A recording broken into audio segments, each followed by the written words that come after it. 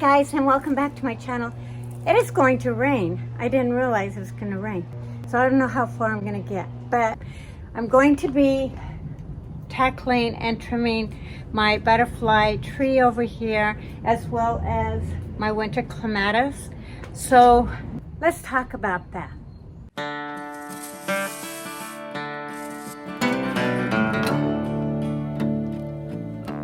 Come all you young rounders, and a story I'll tell of the promise of heaven.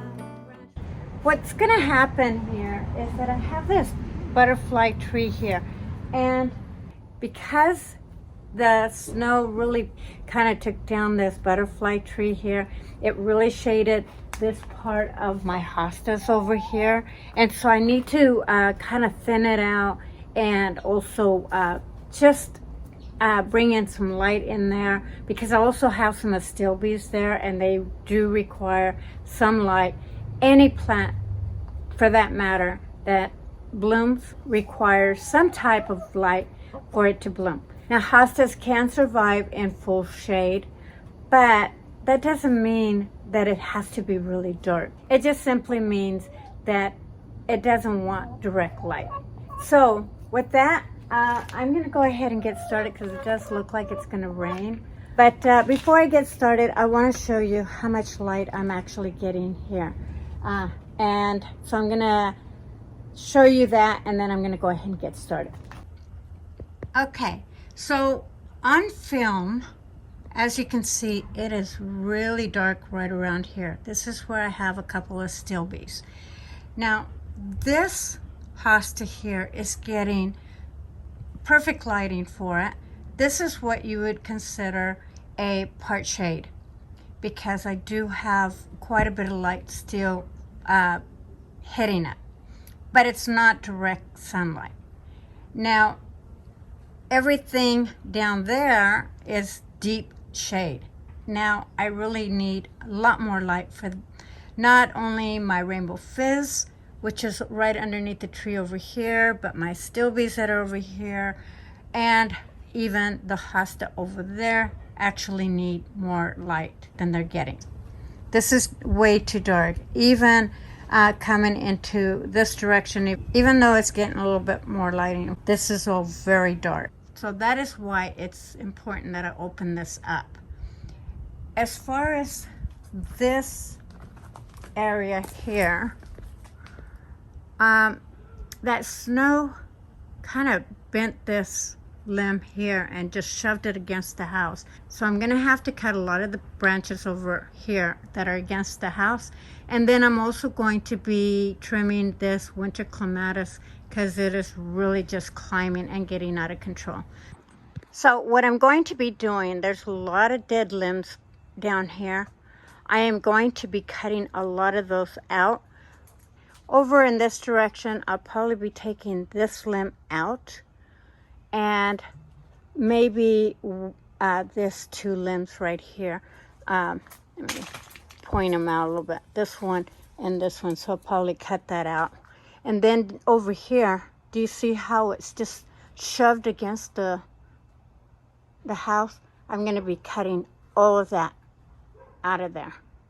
So when you're tackling a big huge tree like this, and you're wanting to open it up to have more filtered light in here, it's kind of tricky. So always kind of pick and choose which limbs to cut off, because once you cut off a limb, you can't put it back. So always make sure that you are aware of where the sun comes in and where it sets. Now, for example, I am right now facing east, and so the sun will rise from the east and it comes over this direction. And when it sets, it comes down and goes down to the west, and it sets down that direction. So I will get, in late afternoon, I will get a ton of light that comes in this direction. So I don't want to take too much that's going to open it up too much this direction, but what I would like is just to have light come through up above. So that's just something that you have to pick and choose your battle and see where you're at.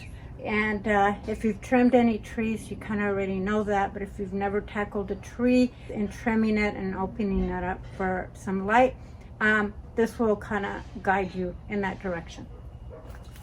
So, like for example, I'm going to be cutting a lot of this limbs here. But I don't want to cut too far this way, because when the light comes out this direction, it's going to open this up for the south light, and I don't want to do that. The other thing is that I start trimming and cutting my limbs and fitting them in here this way. I don't have to go to the dump. Everything's cut down to minimal size, and it'll fit a lot better if you cut down your trees. It's a little bit more time consuming, but it's better than trying to pick up a big bushel of them and trying to trim them up later on, or dumping them in your yard. Unless you have quite a bit of land that you can compost it, then that would be ideal. But since I live in the city and they take away my greens, that's why I got to do it this way. So that's what I'm doing.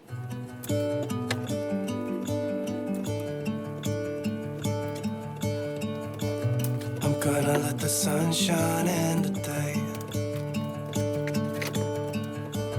I'm trying to make this darkness go away. I'll paint with colors and I'll sing until my lungs give out. I'm gonna let the sun shine in today. And I will leave my windows open so that I can hear the sound of people talking and the wind blowing in the trees. Oh, I will open up my eyes so I can see the light. Oh, and I'll try to spread my wings so I can fly. Oh, and the darkness starts to fade. Feels like things are gonna go my way. I'm gonna let the sun shine in the day. I'm gonna let the past be filled with smoke. Okay, so it is really starting to come down. I will see you guys tomorrow or when the rain stops. So I have completely cut down all that I'm going to be able to cut down on my butterfly tree over here. I opened it up and cleaned it out. In the bottom, I will show you everything in detail, and I'll give you the before I actually show you the after. I got nothing to worry about when you're by my side. I got nothing to worry about. And the sun keeps going behind the clouds, but hopefully it'll come out so you can see what type of lighting this actually gets now. But let me bring you forward. Now, a lot of these plants do require some sun for them to bloom, even though they are considered shaded plants. I won't go through every individual one because I will do that on a separate video. But yeah, most of these do bloom and therefore do need light.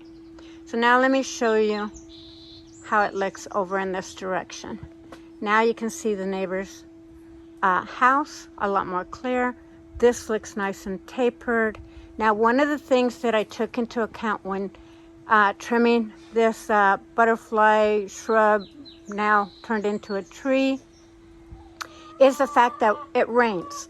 And also when it flowers, which it will be flowering here soon, between the two, it'll weigh these branches down. So given that, I took that into consideration. And it has been raining and it hasn't bloomed yet, but throughout the season, these limbs will be weighed down and come further down. And I do trim this more than once a year, whether it's in bloom or not. It doesn't hurt it. And this tree has been in this yard, I would say 25 plus years. And it probably started off as a shrub. So anyway, now you can see how much light, even on a cloudy day, that this actually gets. it gets a lot better lighting. But hopefully the sun will come out so that you can actually see what type of light actually gets in here. But now it's nice and bright and clear. There's no obstructions whatsoever. I did bring out my Japanese lantern out and put it back into its perspective place. I did overwinterize it in the small pergola just so I was testing it, see how it would do in there, and it bloomed all winter long. So that was a good thing. Normally it dies down over the winter being placed here. But I will go through all my plants and everything on another video. I primarily wanted to just show you what I've done and what it looks like. So now this is all nice and clean. All the dead branches are gone. There is a branch here that could be taken off, but it is also bracing the tree branches. So I was afraid to actually cut it. And this branch here is basically dead as well, but it helps support these branches up here, and it also supports my container here. So I thought I'd leave it. Plus it looks a little bit nicer than it did. But for the most part, it came way out here. I chopped it down. I did take out the limbs that I told you I was going to take out. I could probably use a little bit more here. Cut these branches off. Took quite a bit off. Now let me turn around and I will show you my winter clematis. My winter clematis has some yellow tippings. A lot of that is due to a little bit of corrosis because the eave up above really protects it from any rain. So this area doesn't get wet when it rains, and so I have to water it quite often, and sometimes I'm not always the best at that. But all this area right here was covered with the new growth, and so that prevented a lot of issues with that area. But I gave it some iron oxide, some fertilizer, and hopefully help the situation here. Let's see, my rainbow fizz, because now it's getting sun, it actually even picked up a little bit from the ground. And everything here looks very nice and happy. And again, I will talk about these plants on another video. For now, let me jump over to the neighbor's side and show you what I did there. So on this side of the fence, which is my neighbor's side of the fence, she had a lot of ivy and weeds and just a bunch of stuff that was coming through into my yard. So I pulled those out, and a blackberry bush that was growing here, I still have a little bit here, and got it away from my yard. And then I took out semiphobia and kind of trimmed what was here. In this area here, she had a lot of euphobias that in my side of the yard looking this direction looked pretty bad. And so I wanted to tidy it up a little bit for her as well. So I kind of cleaned this euphorbia up and then just took out a lot of the euphobias that were really close to the fence over here and just being invasive. So I cleaned all that up. On this side, this is my butterfly tree. This was actually cascading way, almost touching the house. So I took all the limbs that needed to be cut and just raised it up so that they can walk through it. Pile everything that I took down right over here. So I did that. And then the other thing that I did is that I cleared this whole spot for them because this rose bush here had some ivy here mixed with it, and just this whole thing, I didn't take it before, but you couldn't even walk through here. And then I trimmed the rose bush just so that I don't have to contend with any more ivy coming through up to the top of my chicken coop. And now my chicken actually got more light into their chicken coop. The other thing is that all the way to the very end, I took out ivy, and I also took out some just some stuff that was growing here. Tidied it up a little bit.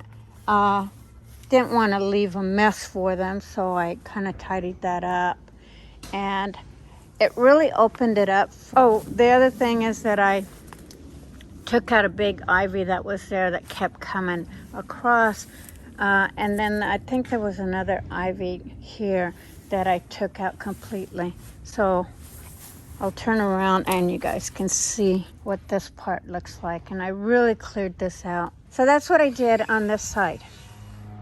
So now when you look at their yard looking at through my yard, it looks so much better. And I'm really happy that I did that. I know that they really will appreciate it. But as you can see, it just looks 100 times better than it did. Now, could it be more improved? Absolutely. But for now, it looks better than what it did. Plus, that ephobia, I kept having to trim it because it kept coming through the fence on my side. And now I don't have to contend with that. And it just is going to be perfect lighting for this area here. And I will turn around into this area. So now it looks so much better than it did before. So now let's go over this direction, and now you can see how much light, because now the sun is coming down on the west. So now you can see how much more light this area is getting. As you can see, it's a lot lighter than it was earlier. And I will come over this direction, and I will walk through and now touch up on the rainbow fizz. In the meantime, you can see what this looks like now with the dimple light on it. And of course, I say that and the sun went right back down behind a cloud. Let me turn around and just show you even how much light this is getting, even just looking at this area here. I mean, look at that. So much better.